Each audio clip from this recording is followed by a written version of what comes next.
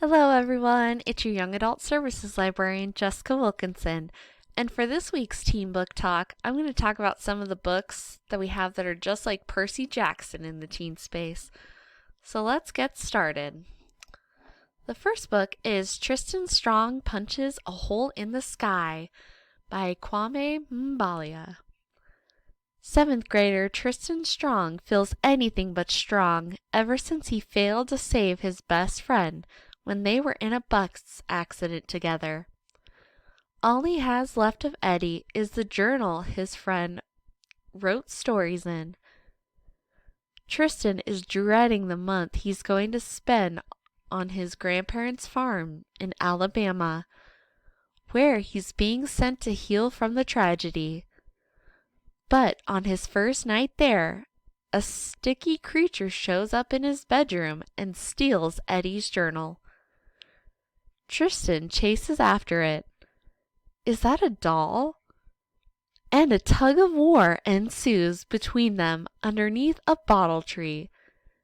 In a last attempt to wrestle the journal out of the creature's hands, Tristan punches the tree, accidentally ripping open a chasm into the mid-pass. A volatile place with a burning sea, haunted bone ships, and iron monsters that are hunting the inhabitants of this world. Tristan finds himself in the middle of a battle that has left Black American gods John Henry and Brer Rabbit exhausted.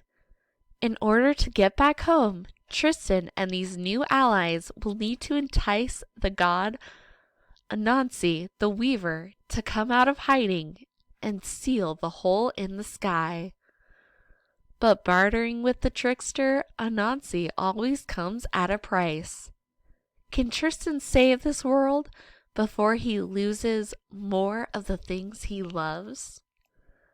The next book is Arusha and the End of Time by Roshani Chokshi. 12-year-old Arusha has a tendency to stretch the truth in order to fit in at school.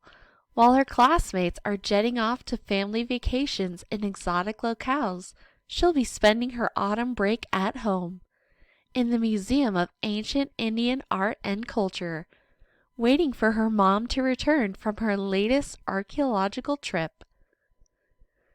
Is it any wonder that Aru makes up stories about being royalty, traveling to Paris, and having a chauffeur? One day, 3 schoolmates show up at Aru's doorstep to catch her in a lie. They don't believe her claim that the museum's lamp of Bharata is cursed, and they dare Aru to prove it. Just a quick light, Aru thinks. Then she can get herself out of this mess and never, ever fib again. But lighting the lamp has dire consequences. She unwittingly frees the sleeper, an ancient demon whose duty it is to awaken the god of destruction. Her classmates and beloved mother are frozen in time, and it's up to Aru to save them. The only way to stop the demon is to find the reincarnations of the 5 legendary Pandava brothers, protagonists of the Hindu epic poem, the Mahabharata, and journey through the kingdom of death. But how is one girl in Spider-Man pajamas supposed to do all that? The final book is The Stormrunner by J.C. Cervantes. Zane has always enjoyed exploring the dormant volcano near his home in New Mexico, even though hiking it is challenging. He'd much rather hang out there with his dog Rosie than go to middle school where kids can call him Sir Limps-a-Lot, McGimster, or Uno for his one good leg. What Zane doesn't know is that the volcano is a gateway to another world, and he is at the center of a powerful prophecy. A new girl at school, Brooks, informs him that he's destined to release an evil god from the ancient Maya relic he is imprisoned in. unless she can find and remove it first.